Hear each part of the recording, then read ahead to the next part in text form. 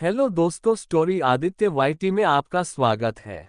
Devils little princess part 10 chapter 91 Kuhu का drink करना। कुहू को खड़ा देख अयान अपने आवाज को ऊंचा कर बोला, सीधे जाओ, वहां छोटा बार सेंटर है जहां बहुत सारे ड्रिंक रखे गए हैं। तुम्हें जो ड्रिंक पसंद है वो लेकर आओ, आज मैं तुम्हारे पसंद का ड्रिंक पीना चाहता हूँ। ये सुनने के बाद भी कुहू वही खड़ी थी, तो अयान एक गहरी सांस भर बोला, जाती को या मैं अभी तुम्हारे साथ सब कुछ करूं। ये सुन कुहू झट से उस तरफ जाने लगी। बार के तरफ पहुंच वो शराब के कलेक्शन को देख जिस ड्रिंक को पीने से बिल्कुल भी चढ़ता नहीं था, उसे उठा साइड में रखे ढेर सारे ग्लास में से 2 ग्लास उठा अयान के पास जा टेबल पर रख दी। ड्रिंक को देख अयान के होंठों पर कठोर मुस्कान छा गया। वो कुहू का होंठ पकड़ अपने गोद में खींच बोला, अच्छा सेलेक्ट की हो, वैसे भी मुझे ड्रिंक का नहीं तुम्हारे जिस्म का नशा चढ़ाना था। ये सुन कुहू का सांस तो जैसे उसके गले में जा अटक गया था। कुहू का शरीर डर से कांप रहा था। तभी अयान कठोरता से भरो आवाज में बोला, बनाओ ड्रिंक। अयान के ऑर्डर को सुन कुहू अपने कांपती आवाज में बोली, मैं तुम्हारे गोद में बैठ कैसे बना सकती हूँ। कुहू के इस सवाल पर अयान झट से अपने कठोर आवाज में ही बोल पड़ा, जैसे बनाया जाता है उसके लिए तुम्हें यहाँ से उठने का जरूरत नहीं है। अयान के बातों को सुन कुहू अपने होंठ को आगे बढ़ा, ड्रिंक का बोतल अपने होंठ में ले दोनों ग्लास में ड्रिंक बना। एक ग्लास अयान के तरफ बढ़ा दिया। जैसे ही ग्लास वो लिया तो फिर दूसरा ग्लास उठा। वो बिना अयान के ड्रिंक पिए वो ही गटक ली। फिर से वो अपने लिए ड्रिंक बना, फिर गटक ली। वही अयान पहले ही ड्रिंक को अब तक पकड़ा था। दूसरी तरफ आधा बोतल वो झट से गटक लिया। वही अयान वो ड्रिंक गटक बस कुहू को देखने लगा। वही कुहू पूरा ड्रिंक गटक गई। अब थोड़ी नशे में वो आ गई थी। वो उसके गोद से उठ थोड़े नशे से भरे आवाज में मुस्कुराते हुए पूछी, क्या मैं और पी सकती हूँ। नशे में अयान को कुहू बहुत प्यारी लग रही थी। कुहू को नशे में देख मुस्कुराते हुए अयान बोला, हाँ क्यों नहीं, तुम पी सकती हो। ये सुन कुहू की मुस्कान बहुत बड़ी हो गई। वो झट से उस तरफ जाने लगी और इस बार 4 बोतल किसी तरह अपने होंठ में उठा कर ले आए और फिर अयान के गोद में जा बैठ सारे बोतल को टेबल पर रख अपने दांत से ढक्कन खोलने लगी। कुहू का ये हरकत अयान को बहुत हंसा रहा था। वो बस हंसते हुए उसे देखने लगा। वही बोतल खोल कुहू अयान के तरफ बोतल कर नशे से भरे आवाज में पूछी, पीना है आपका। नहीं, तुम पियो। ये सुन कुहू के चेहरे का मुस्कान बहुत बड़ा हो गया। वो बोतल को अपने होंठों पर लगा बोतल से ही गटकना शुरू कर दी। वही दूसरी तरफ नकुल आज के होने वाले पार्टी को मैनेज कर रहा था।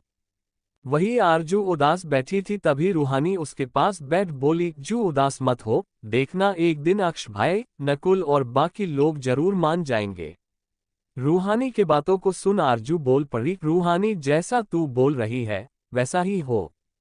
उसके बाद आरजू का मूड ठीक करने के लिए रूहानी उससे फनी बातें करने लगी ताकि आरजू का मूड ठीक हो जाए। वही दूसरी तरफ पनखुली का आज चेहरा पूरे क्लास में ही उतरा हुआ था। ब्रेक के लिए सभी जा चुके थे।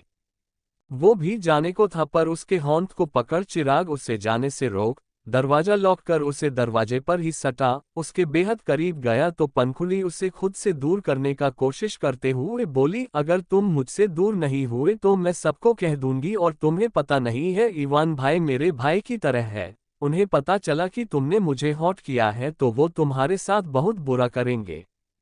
पनखुली के बातों को सुन चिराग हंसते हुए अपने पैकेट से मोबाइल निकाल अपने स्क्रीन को अनलॉक कर गैलरी खोल एक तस्वीर निकल लिया जिसमें इवान इबादत को किस कर रहा था। वो फोटो निकल पनखुली की तरफ दिखा दिया। जब पनखुली ने फोटो देखा तो वो हैरान रह गई।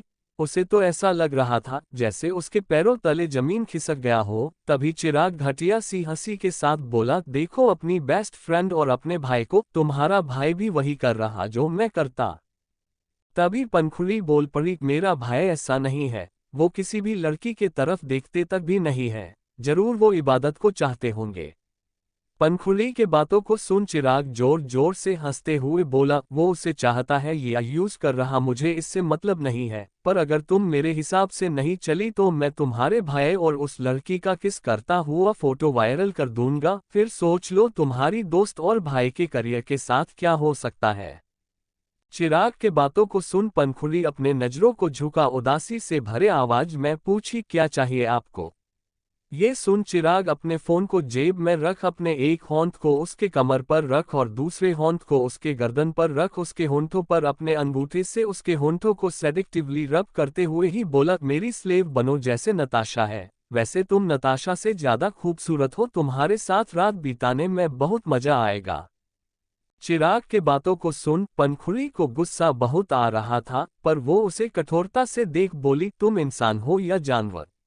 ये सुन चिराग उसे खुद के शरीर से सटा बोला, जानवर तो हूं।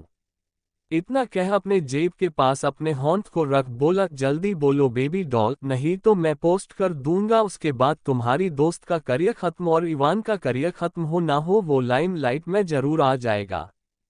ये सुन पंखुड़ी अपने घबराए हुए नजर से देखी, फिर बोल पड़ी, देखो मैं सब कुछ करूंगी, पर प्लीज मेरी दोस्त और भाई के साथ कुछ मत करना।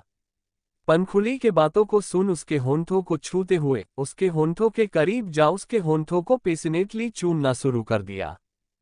पेशनेटली चूमते हुए वो अपने होंठ को उसके शरीर पर सेडिक्टिवली फेरते हुए उसे चूमना बंद कर अपने होंठ को रोक उसे देखते हुए बोला, रात में मेरे कमरे में आ जाना 9 बजे तक, 1 मिनट भी लेट नहीं होना चाहिए। इतना कह दरवाजा खोल चिराग वहां से जाते हुए अपने मन में ही बोला, बेबी देखो अब मैं तुम्हारे साथ क्या करता हूं। वही पंखुड़ी को ऐसा लग रहा था जैसे उसका पूरा दुनिया उजड़ गया हो। वही दूसरी तरफ बनारस में मंगाया हुआ डिश वो पलक के पास रख दिया तो पलक को बैठी हुई थी अपने बुक को लिए वो खाने के बॉक्स को देख वो पूछी, ये सब क्या है? ये सवाल सुन मोक्ष उसके पास बैठ बोला, जान मैंने पढ़ा प्रेगनेंसी में खाने को मन करता है। ये सुन पलक उन सारे बॉक्स को खोल वो सारे डिश को देख मोक्ष के तरफ ना देखी ना पूछो बस खाना शुरू कर दी थी। ये देख मोक्ष उसे ही घूरने लगा बस। चैप्टर 92 कंट्रोल खोना। वही दूसरी तरफ बनारस में मंगाया हुआ डिश वो पलक के पास रख दिया तो पलक को बैठी हुई थी अपने बुक को लिए वो खाने के बॉक्स को देख वो पूछी, ये सब क्या है? ये सवाल सुन मोक्ष उसके पास बैठ बोला, जान मैंने पढ़ा प्रेगनेंसी में खाने को मन करता है। ये सुन पलक उन सारे बॉक्स को खोल वो सारे डिश को देख मोक्ष के तरफ ना देखी ना पूछो बस खाना शुरू कर दी थी। ये देख मोक्ष उसे ही घूरने लगा बस। वही दूसरी तरफ मुंबई में कुहू ड्रिंक कर पूरे नशे में धुत हो गई थी। वो अयान के तरफ मुड़ अपने दोनों पैर का पालती मार होंठ को अयान के गर्दन पर घुमा नशे में मैं चूर हो उसके चेहरे को देखते हुए बोली, तुम मेरे साथ क्या करना चाहते थे, करोगे नहीं? कुहू के बातों को सुन अपने होंठ को उसके चेहरे पर रख प्यार से पूछा, करने दोगी? अयान के इस सवाल पर वो अपने चेहरे को ना में हिला दी तो अयान मुस्कुराते हुए अपने होंठ को उसके सिर पर रख अपने होंठों के करीब लाए हुए बोला, सॉरी बेबी तुम्हारे बात को ना मानने में बहुत मजा आता है। इतना कह अपने होंठों के करीब पा उसके होंठों को चूमने लगा। चूमते हुए कुहू ने जो शराब पीता था उसका पूरा टेस्ट अयान को आने लगा था। वो उसके होंठों को चूमते हुए अपने होंठ उसके ड्रेस के अंदर ले जा उसके जिस्म को छूने लगा। जैसे ही अयान उसके जिस्म को छुड़ा उसको सांसें गहरी होने लगी। वही अयान का भी कंट्रोल खत्म होता जा रहा था।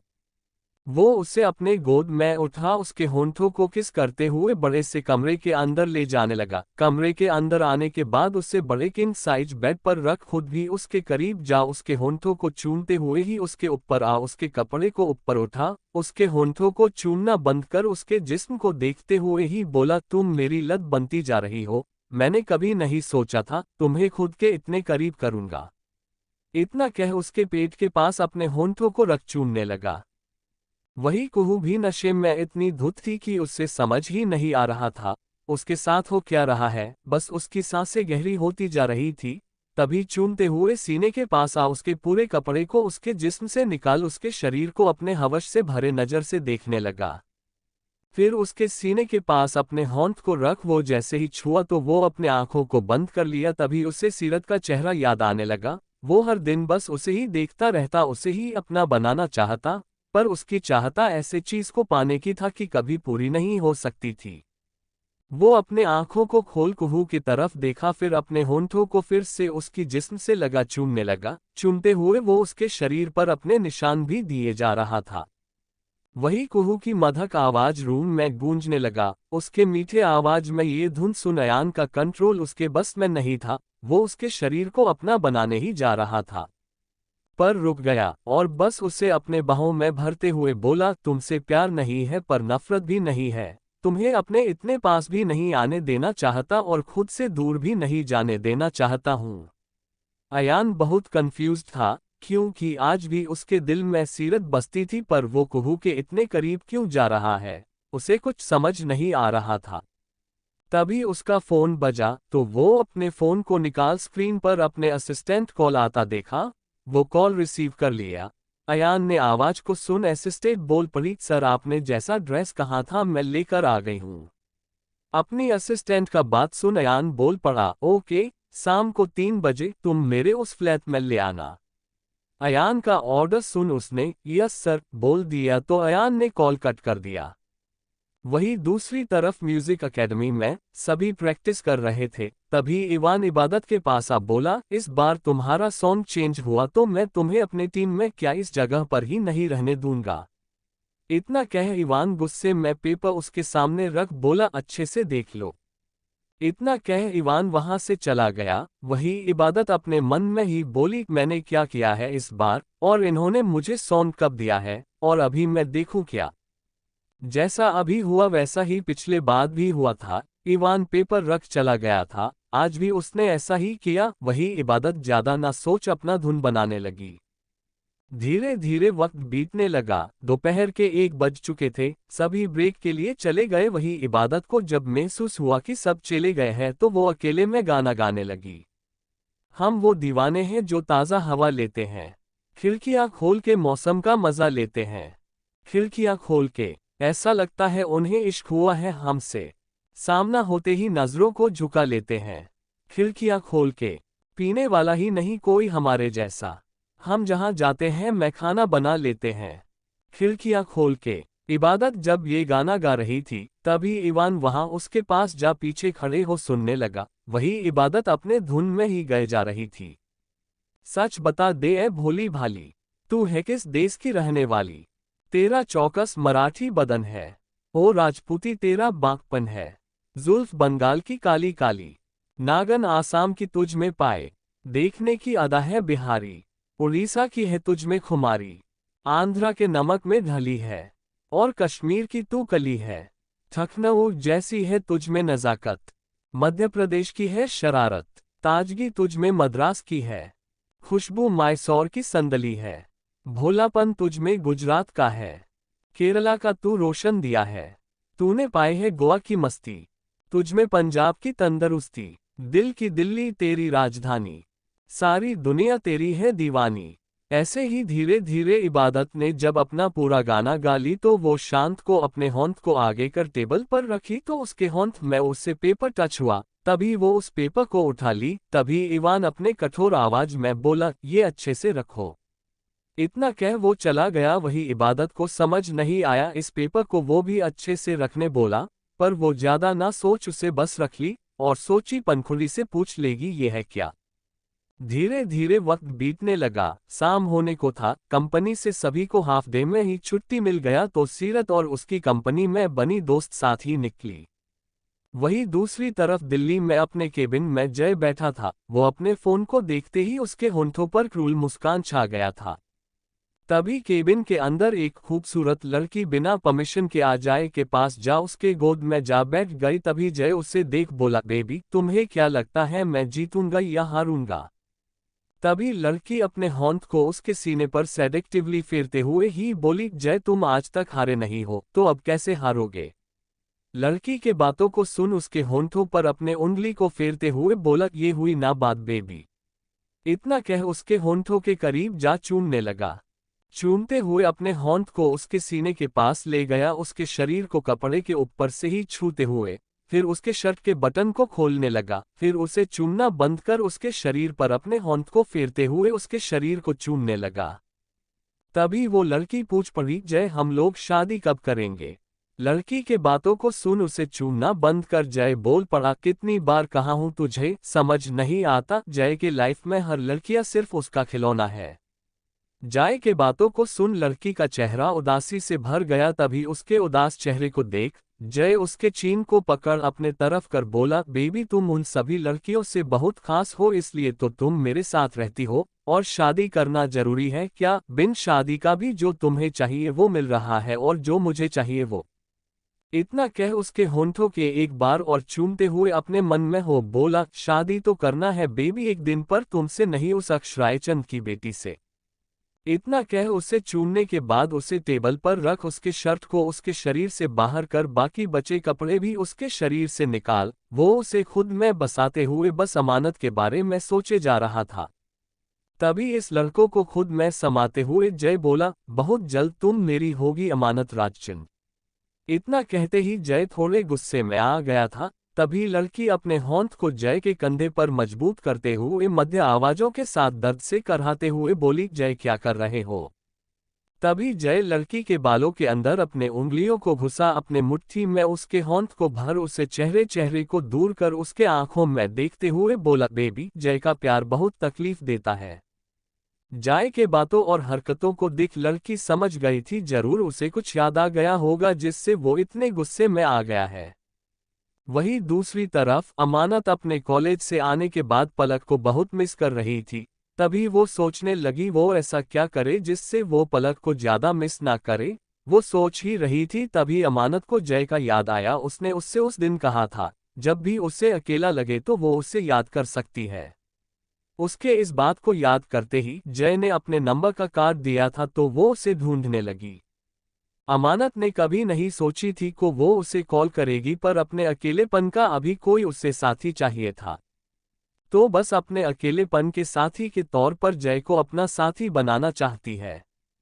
वो नंबर डायल कर कॉल लगा दी। वही जय उस लड़की के साथ अब भी अपने हवस को शांत कर रहा था। तभी उसका फोन बजा तो वो अपना ऑफ उठा देखा। जय पहले से ही अमानत के नंबर का पता लगा सेव कर लिया था। जैसे ही अमानत का कॉल आता देखा तो वो लड़की से दूर हो बोला, अपने कपड़े पहन जाओ। चैप्टर 93 पार्टी के लिए रेडी होना। जय का ऐसे अचानक से कहना लड़की को कुछ समझ नहीं आया। लड़की उसे हैरानी से देखने लगी तो जय उसे कठोरता से देख बोला, गेट आउट। पहली बार जय उसे ऐसे टोन में बात किया था। वो झट से उठ अपने कपड़े पहन निकल गई। वही जय भी अपने कपड़े को ठीक से पहन ले रहा था, पर तब तक फोन कट हो गया। फोन कट होते ही अमानत खुद में बोली, जब कॉल रिसीव नहीं करना था तो अपना नंबर दिए क्यों? इतना कह गुस्से में अपना मुंह फुला ली। तभी उसका फोन बजने लगा। फोन के बजने का आवाज सुन अमानत झट से अपने फोन को देखी। जय का कॉल आता देख वो बहुत खुश हो गई थी। वहीं दूसरी तरफ जय अमानत के कॉल को उठाने का ही इंतजार कर रहा था। वही अमानत स्क्रीन पर देखते हुए ही बोली, तुमने अमानत का कॉल नहीं उठाया था ना? अब अमानत भी नहीं उठाएगी। इतना कह अपने फोन को बजने दी, पर कॉल कट होने के बाद दोबारा फिर जय का कॉल आया तो वो इस बार कोई नखड़ा ना दिखा कॉल उठा ली। जैसे ही अमानत ने कॉल उठाया जय अपने अट्रैक्टिव आवाज में फ्लाटी अंजार से बोला, आखिरकार प्रिंसेस को अपने प्रिंस का याद आ ही गया। जय के बातों को सुन अमानत पूछ पड़ी, तीन मेरे प्रिंस नहीं हो? और तुम्हें कैसे पता चला? ये मेरा नंबर है। एक गहरी सांस भरते हुए जय बोला, प्रिंसेस जो मेरे दिल में होते हैं उसके बारे में जय को सब पता होता है, फिर ये तो बस एक नंबर है। जय के बातों को सुन हंसते हुए अमानत बोली, अच्छा जनाब को मेरे बारे में सब कुछ पता है, तो जरा बताए क्या क्या आपको पता है? प्रश्नवाचक चिन्ह। अमानत के सवाल का जवाब जय अपने चेहरे पर शैतानी मुस्कान के साथ दिया, प्रिंसेस तुम्हें ब्लू कलर पसंद है पर ड्रेसेस लेना हो या कुछ और, उस टाइम तुम ब्लैक या पिंक कलर ज्यादा प्रेफर करती हो? इतने डिटेल में इस बात को जय जानता था तो वो एक पल के लिए हैरान हो गई और वो झट से बैठ जय के आगे बातों को बड़े गौर से सुनने लगी। वही जय उसके एक एक पसंद के साथ हरकत को भी बताए जा रहा था। तुम अपने फैमिली में सबको बहुत प्यार करती हो पर तुम्हारे दोस्त पलक तुम्हारे लिए सबसे ज्यादा खास है, पर तुम अपनी दोस्त की तरह नहीं हो। वो अपने लाइफ को जीना नहीं जानती और तुम खुद भी जीतो और उसे भी जीना सिखाती हो। दोनों ही स्टडी में इक्वल हो, पर तुम्हारे अंदर एक टैलेंट है जिसके बारे में तुम्हारे बड़े भाई के अलावा कोई नहीं जानता है। तुम्हारी खास दोस्त पलक भी नहीं। इस बात को सुन अमानत के चेहरे का रंग ही उड़ गया। वो हकलाते हुए पूछी, को कौन सा टैलेंट? अमानत के सवाल पर जय मुस्कुराते हुए बोला, प्रिंसेस, जिस बात को तुम किसी से शेयर नहीं करना चाहती वो बात मैं भी ऐसे नहीं बोल सकता, क्योंकि दीवारों का भी कान होता है। जैसे मुझे पता चला, मैं नहीं चाहता किसी और को पता चले, पर प्रिंसेस ऐसे टैलेंट को वेस्ट नहीं करना चाहिए। जय के बातों को सुन अमानत कुछ ना बोल कॉल कट कर दी। वो नहीं चाहती इस बारे में और बात हो, और अपने भाई से किया प्रॉमिस वो तोड़ दे। वही जय फोन कट होते ही जय शैतानी मुस्कान के साथ खुद में ही बोला, प्रिंसेस, एक दिन तुम खुद मुझे सब कुछ बताओगी, और मुझे उस दिन का बेसब्री से इंतजार है। इतना कह अपने चेयर पर आराम से लद अपने फोन को होंठों के नीचे टच कर बस शैतानी मुस्कान मुस्कुराने लगा। वही दूसरी तरफ मुंबई में कुहू का नशा अब उतर चुका था। जब कुहू ने देखा अयान उसके बगल में लेता उसे ही घूरे जा रहा था, तो वो झट से दूर हो अपने शरीर में कपड़े को ना देख सामने रखे तकिए को उठा अपने जिस्म को ढकने का कोशिश करते हुए हकलाकर पूछी, का क्या किया आपने मेरे साथ? कुहू के हकलाते सवाल पर अयान उठ उसके करीब जाते हुए बोला, जिसके लिए लाया था। इतना कह वो बेड से उतर अपने कपड़े ठीक कर बोला, सीरत आती होगी, जल्दी से अपने कपड़े पहन बाहर आ जाओ, और अगर नशा ना उतरा हो अब तक तो मैं एक और टर्न कर सकता हूँ। इतना कह वो मुस्कुराते हुए जाने लगा। वही कुहू झट से बेड को देखी और अपने हालत को महसूस करते हुए बोली, मेरे सिर के अलावा मुझे कहीं पेन नहीं हो रहा है, क्या अयान ने मुझे झूठ कहा? ये सोचते ही वो उठ अपने ड्रेस को पहनते हुए खुद में ही बोली, पर क्या किसी में इतना कंट्रोल हो सकता है? इतना कह वो फटाक से अपने ड्रेस को पहन बाहर गई तो देखी वो फोन में किसी से बात कर रहा है। तभी उसके कदम धीरे हो गए और शांति से उसके पीछे खड़ी हो अयान के बातों को सुनने लगी। फोन कट हो गया। अयान फिर बोल पड़ा, बात सुनने की आदत गई नहीं है तुम्हारी। अयान के बातों को सुन कुहू झट से बोल पड़ी, मैं बात नहीं रही थी, वो तो तुम बात कर रहे थे, इसलिए मैं शांत थी ताकि आपको डिस्टर्ब हो।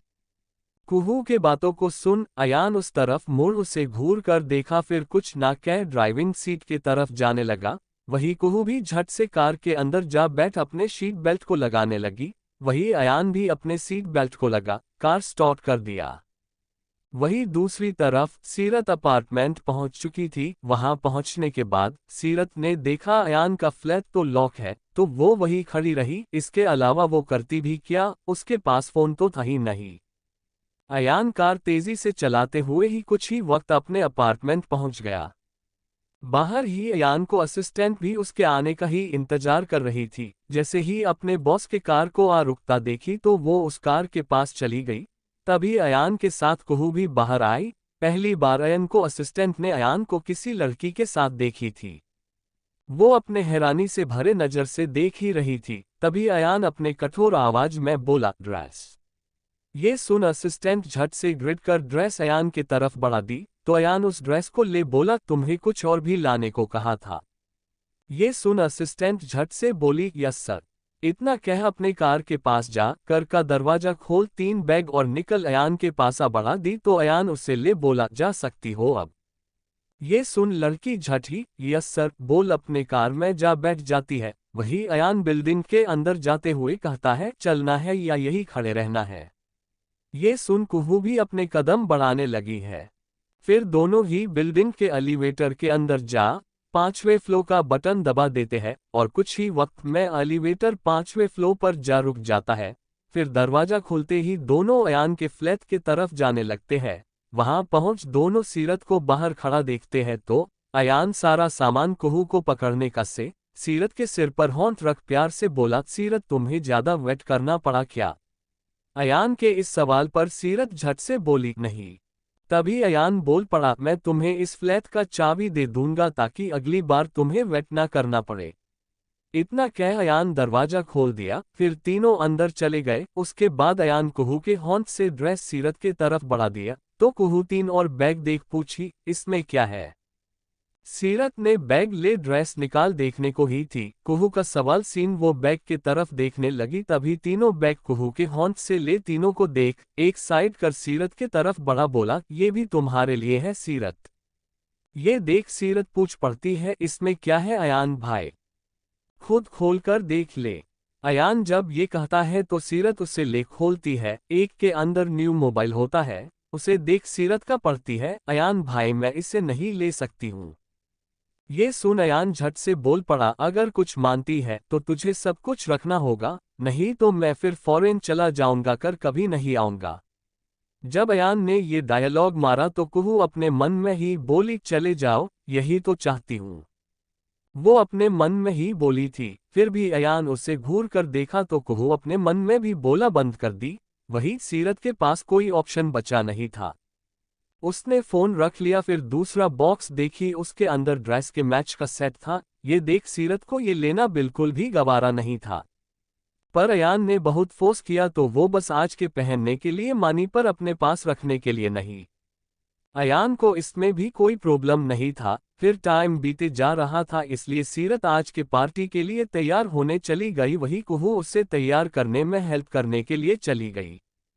वही दोनों के जाने के बाद साइड में रखे बैग को उठा, उसके अंदर से छोटा सा बॉक्स निकाल, उससे खोल प्यारा सा पेंडेंट अपने हाथ में ले लिया और उसे देखने लगा। वही दूसरी तरफ रायचंद मेंशन में आज रात के पार्टी के लिए रूहानी और आरजू भी तैयार हो रही थी। एक साथ ही जहां रूहानी ने पिच रंग का सुंदर सा पार्टी गाउन पहना था, वही आरजू येलोविस्ट ग्रीन कलर में पार्टी गाउन पहन ली थी। दोनों ने फिर लाइट मेकअप कर लिया। वही दूसरी तरफ सीरत ने रेड पार्टी गाउन के साथ वो सेट पहन लिया और कुहू ने उसे बहुत ही खूबसूरत तरीके से तैयार कर दी थी। फिर वो तैयार हो कमरे से बाहर कुहू के साथ आने लगी। तभी पैरों का आवाज सुन अयान ने चैन जो अब तक वो अपने हाथ में लिए हुए था उसे जेब के अंदर डाल खड़ा हो सीरत की तरफ मुड़ उसे देखा। चैप्टर 94 पार्टी में सीरत आज बहुत खूबसूरत दिख रही थी। उसे देखते ही अयान की आंखें उसमें ही जा थमसा गया था। वो उसके पास जा उसे प्यार भरे नजरों से देखने लगा, फिर अपने हाथ को आगे बढ़ा, उसके चेहरे को प्यार से छूने लगा। वही कुहू को ये देख अच्छा भी नहीं लग रहा था, और वो सोच भी रही थी अयान अपना असली चेहरा आज उसे दिखा ही दे। पर अयान अपने इमोशन पर कंट्रोल करना बहुत अच्छे से जानता था। वो उसके आंखों के पास जा उसके आंखों से काजल अपने हाथ में ले, उसके गर्दन से बाल हटा, काजल का टीका लगा, उसके माथे के करीब जा, उसके माथे को प्यार से चूम, बोला मेरी एंजल को किसी का नजर ना लगे जाए। ये सुन सीरत मुस्कुरा दी और झट से उसके सीने से लग गई। सीरत के ऐसे करने से अयान के अंदर का दबाया हुआ प्यार उसके लिए जागने लगा था। वो सीरत के शरीर का खुशबू को महसूस करते हुए अपने हाथ को उसके कमर के पास ले रख दिया और बस अपने आंखों को बंद कर सीरत को अपने बेहद करीब महसूस करने लगा। दोनों को एक साथ इतने करीब देख उसके अंदर कई इमोशंस जागने लगे। वो वहां से अपने धीमे कदमों के साथ जाने लगी। वही अपने आंखों को खोल अयान उसे जाते हुए देखा, फिर सीरत से दूर हो बोला चलो मैं तुम्हें छोड़ आता हूँ। ये सुन सीरत ने हामी भर दिया, फिर कुहू को वहां ना देख बोल पड़ी ये कहाँ चली गई। ये सुन अयान बोल पड़ा शायद वो थक गई होगी। इतना कह उसे अपने साथ चलने को फिर कहता है। दोनों फ्लैट से बाहर निकल कार के पास जा अयान सीरत के लिए कार का दरवाजा खोल दिया। जैसे ही अयान ने कार का दरवाजा खोल दिया, सीरत मुस्कुरा कर अयान को देखी, फिर कार के अंदर जा बैठ गई। वही अयान दूसरे तरफ जा ड्राइविंग सीट पर बैठ कार स्टार्ट कर दिया। कुछ वक्त के बाद पार्टी प्लेस पर कार आ रुक गया। जैसे ही कार रुका, सीरत कार से बाहर निकलने को थी, पर तभी अयान उसके हाथ को पकड़ उसे जाने से रोक, बोला सुनो कॉल करना ठीक है, और अगर कोई प्रॉब्लम हो तो बताना। ये सुन सीरत मुस्कुराते हुए हाँ कह दी। फिर कार से बाहर निकल गई और अपने धीमे कदमों के साथ अंदर जाते हुए इनविटेशन कार्ड दिखा दी, फिर पार्टी के अंदर चली गई। जब वो अंदर गई तो उसका नजर अंदर जाते हुए सबसे पहले रूहानी और उसके साथ खड़ी लड़की पर गया। उसे देख याद आ गई ये तो कंपनी में टकराई थी। तभी रूहानी का नजर सीरत पर पड़ा तो उसे देख रूहानी अपने हाथ को हिलाई। तभी सीरत मुस्कुराते हुए रूहानी को देख उसके पास जाने लगी। तभी आरजू भी उसके तरफ देखी तो वो सोचने लगी वो उसे कहीं देखी है, पर कहाँ वो याद नहीं आ रहा था। तभी सीरत वहां गई तो रूहानी और वो एक दूसरे के गले मिले। तभी रूहानी आरजू से भी मिलवाई। तभी आरजू को भी याद आ गया ये तो अपने अक्ष भैया के दूसरे कंपनी में मिली थी। तीनों फिर बातें करने लगे थे। तभी धीर जानवी के साथ पार्टी के अंदर आने लगा। इतने दिन के बाद जानवी रूहानी आरजू को देख बहुत खुश थी। वो भागते हुए दोनों के पास जाने लगी। वही जानवी को इतना खुश देख धीर को अच्छा भी लग रहा था और इस बात का बुरा भी कि वो उसके पास रह कभी इतनी खुश नहीं रही। वो भी ये सब सोचना बंद कर दिया और बस उसके पीछे जाने लगा। इतना दिनों के बाद जानवी और धीर को देख आरजू और रूहानी बहुत खुश थे। वही सीरत पहले बार अक्ष के परिवार के इतने मेंबर को देख रही थी। उसे लगता था बस उसके भाई है और रूहानी बाकियों के बारे में सीरत को इतने टाइम रहने के बाद भी पता नहीं चला था। तभी तीनों बातें करने लगे। वही सीरत से भी रूहानी परिचय करवाए, फिर अपना सब बात करने लगे। वही सीरत बस देखे जा रही थी सभी को। कुछ वक्त के बाद इवान आया। इवान के आते ही सभी उसे घेरने लगे। उसके आते ही जोर जोर होना शुरू हुआ। उससे ही सब समझ गए थे। वही इवान सबको ऑटोग्राफ दे रूहानी, आरजू, जानवी, सीरत, धीर के पास आया। इतने वक्त के बाद इवान सभी से मिल रहा था। धीर, आरजू, जानवी तीनों का गले लगा। वही रूहानी के तरफ बस मुस्कुरा कर देखा, फिर सीरत के तरफ देख पूछा, कैसी हो तुम? इवान हमेशा से उसके साथ अच्छा ही बर्ताव किया था। सीरत मुस्कुरा कर बोली, मैं अच्छी हूँ, आप कैसे हो? सीरत के बोलने के तरीके में इवान को बहुत बदलाव नजर आ रहा था। वो मुस्कुराते हुए कहा दिया, मैं ठीक हूँ। इन लोगों के बीच बातें चल ही रहा था, तभी इस कंपनी के दोनों ओनर अक्ष, नकुल साथ आए। दोनों के आते ही सीरत अक्ष के तरफ देखी, फिर रूहानी के पीछे जा खड़ी हो गई। वही अक्ष उसके तरफ ही देखे जा रहा था, साथ ही उसके हरकतों को। चैप्टर 95 आयन का गुस्सा होना। वो दोनों के आने से पार्टी का सूरवार हो चुका था। अक्ष नकुल दोनों हो सभी मेहमान से मिलने से पहले अपने परिवार के पास गए। अक्ष तो बस सीरत के लिए गया था। वो वहां जा सीरत के तरफ देखा, फिर जानवी, धीर और बाकियों से मिल पार्टी में आने वाले बिजनेसमैन और इन्वेस्टर्स से मिलने चला गया। वही आलिया भी आ चुकी थी तो सीरत आलिया के साथ जा खड़ी हो गई। ऐसे फैमिली के बीच खड़े हो सभी के बातों को बस सुनने में सीरत को बहुत अनकंफर्टेबल फील हो रहा था। वही दूसरी तरफ बड़े आलीशान कमरे के अंदर सिद्धार्थ सिगरेट की कस ले रहा था। तभी उसके कमरे का दरवाजा नॉक हुआ तो सिद्धार्थ आने का इजाजत दे दिया। तभी एक खूबसूरत सी लड़की सिद्धार्थ के पास जा बोली, तुम यहाँ आए और मुझे इन्फॉर्म भी नहीं किए। लड़की के सवाल का जवाब सिद्धार्थ उसे अपने बाहों में भर बोला, बेबी मैं किसी काम में बिजी था। ये सुन लड़की बोल पड़ी, हम दोनों का एंगेजमेंट फिक्स हो चुका है, पर तुम सिर्फ अपने काम में बिजी रहते हो, मुझसे बात करने तक का भी तुम्हारे पास टाइम नहीं होता है। लड़की के बातों को सुन सिद्धार्थ उसे देखा, फिर गुस्से में कठोरता से बोल पड़ा, देखो मैं तुमसे शादी नहीं करने वाला हूँ, इसलिए अच्छा होगा ये रिश्ता अपने साइड से तोड़ दो, नहीं तो मैं तोड़ दूंगा। सिद्धार्थ कभी भी इस लड़की से शादी नहीं करना चाहता था, पर सिद्धार्थ के परिवार वाले ने उसका रिश्ता अपने मन से फिक्स कर दिया था। वहीं दूसरी तरफ पार्टी में कंपनी की सालगिरह पर शैंपियन का बोतल खुला, फिर सभी एक साथ चेयर्स किए। वही सीरत अपने ड्रिंक को उठा पीने को थी, तभी अक्ष उसके पास जा होंठ को पकड़ बोला, तुम ड्रिंक नहीं कर सकती हो। अक्ष सीरत के पास आ इतने हक से बोल रहा था तो आलिया बस उसे हैरानी से देखने लगी। वही कंपनी के सारे मेंबर्स भी, बाकी आरजू को कुछ समझ नहीं आ रहा था। उसके अक्ष भाई को हो क्या गया है। आज से पहले आरजू ने बस अपने भाई को लड़कियों से कोल्ड बिहेव करता हुआ देखा था, ऐसे उसका केयर करता नहीं। वही नकुल, इवान, धीर तीनों को ही गुस्सा आ रहा था। तीनों ही नहीं चाहते थे उसके अक्ष भाई एक बार फिर उस लड़की को अपने लाइफ में ले आए और फिर वही सब हो। वही सीरत अक्ष के इस हरकत पर अपने चारों तरफ देखी, फिर अक्ष को कठोरता से देख बोली, क्या कर रहे हैं सर आप? सीरत के इस सवाल पर अक्ष थोड़ा पीछे हो बोला, मैं नहीं चाहता, अगर किसी को ड्रिंक कंट्रोल ना हो तो वो मेरे पार्टी में हंगामा कर पार्टी को बर्बाद करे। अक्ष का ये बात सुन सीरत ड्रिंक को वापस से रख दी, फिर पार्टी का माहौल धीरे धीरे नॉर्मल होने लगा था। वहीं दूसरी तरफ कुहू अक्ष को एक लंबा चौड़ा मैसेज टाइप करने लगी, अक्ष सर मैं कुहू, मुझे पता है आपने सीरत के साथ बहुत बुरा किया है, पर मुझे ये भी पता है आप उससे बहुत प्यार करते हैं, साथ ही जो आपने किया है उसके लिए बहुत गिल्टी महसूस करते हैं। प्लीज अगर आप सीरत से प्यार करते हैं तो उसे बहुत दूर ले जाए अयान की जिंदगी से, अयान उसके जिंदगी को बर्बाद कर देंगे। पूरा मैसेज टाइप करने के बाद कुहू ने मैसेज सेंड कर दिया, पर तभी उसका फोन ऑफ हो गया, जिसे देख वो हैरान थी। वो अपने फोन को ऑन करने का कोशिश करने लगी, तभी अयान उसके खुले दरवाजे से लद खड़ा तो उसे अपने डाक डरावने नजर से देखने लगी। तभी वही खड़ा वो अपने कठोर आवाज में कुहू के मैसेज को रिपीट किया, अक्ष सर, मैं कुहू, मुझे पता है आपने सीरत के साथ बहुत बुरा किया है, पर मुझे ये भी पता है आप उससे बहुत प्यार करते हैं, साथ ही जो आपने किया है उसके लिए बहुत गिल्टी महसूस करते हैं। प्लीज अगर आप सीरत से प्यार करते हैं तो उसे बहुत दूर ले जाए अयान की जिंदगी से, अयान उसके जिंदगी को बर्बाद कर देंगे। जब अपना लिखा मैसेज अयान के मुंह से कुहू सुनी तो वो हैरान रह गई। कुही अयान के तरफ अपने डरे नजर से देखने लगी, तभी अयान उसके पास अपने धीमे कदमों के साथ उसे शैतानी डरा देने वाले नजर से देखते हुए उसके करीब जाने लगा। वही कुहू के शरीर से डर के कारण पसीना आने लगा था।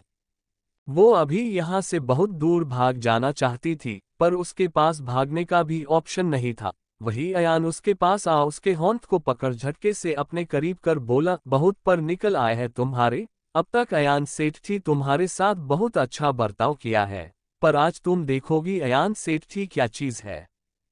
चैप्टर 96 प्यार, नफरत, जलन। इतना कह उसे बेड पर धकेल दिया, फिर उसके करीब जा बेड पर उसके ऊपर आ उसके गले पर अपने होंठ को रख अपने होंठ को मजबूत कर दिया।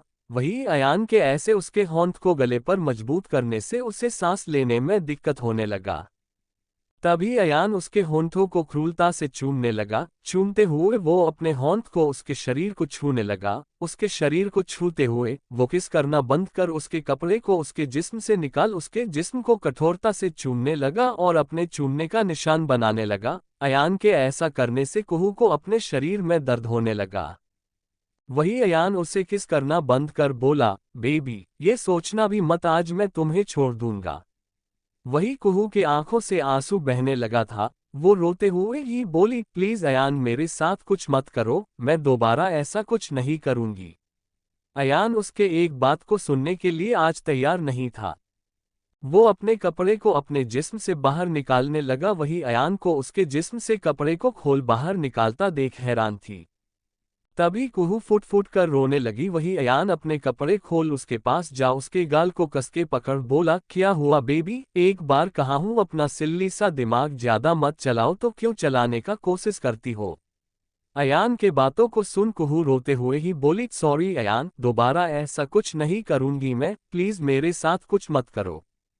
ये सुन अयान शैतानी मुस्कान के साथ उसे देख अपने उंगली को सेडिक्टिवली उसके शरीर में फेरते हुए बोला, चाहती हो मैं तुम्हारे साथ कुछ ना करूं। ये सुन कुहू झट से हाँ मैं सिर हिला दी तो शैतानी मुस्कान के साथ अयान बोला, तो बेबी तुम्हें सीरत के मन में मेरे लिए भाई का जगह हटा प्यार का फीलिंग्स भरना होगा। ये सुन कुहू अपने बड़े बड़े आंखों से हैरानी से अयान को देखने लगी। तभी अयान उसके चेहरे को देखते हुए बोला, तुम्हारे पास 10 सेकंड है, तुम अपने आप को कुर्बान करना चाहती हो या सीरत को मेरी बनाना चाहती हो। ये सुन कुहू बहुत हैरान थी। वही अयान काउंट करना शुरू कर दिया, 1 2 3 4। इतना काउंट कर आखिरी नंबर बोलने ही वाला था तभी कुहू बोल पड़ी, आपको मेरे साथ जो करना है आप कर सकते हो। कुहू का यही बात आर्यन को बहुत पसंद था। वो जिससे प्यार करती थी उसके लिए कुछ भी कर सकती थी। अयन उसके चेहरे पर अपने होंठ को प्यार से फेरते हुए बोला, अगर तुम सीरत से पहले मिली होती तो मुझे तुमसे जरूर प्यार होता। अयान के इस बात को सुन कुहू उसे अपने बड़े बड़े आंखों से देखने लगी। तभी अचानक से उसे अपने शरीर में दर्द महसूस होने लगा। वो अयान को कसके पकड़ ली और उसके आंखों से आंसू गिरने लगा। साथ ही उसके मुंह से दर्द के कारण आवाजें भी अयान के कानों में पड़ने लगा था। तभी अयान उसके शरीर को अपना बनाते हुए कुहू के कान में अपने कठोर आवाज में बोला, बेबी डॉल, कहा था ना आज नहीं रुकूंगा।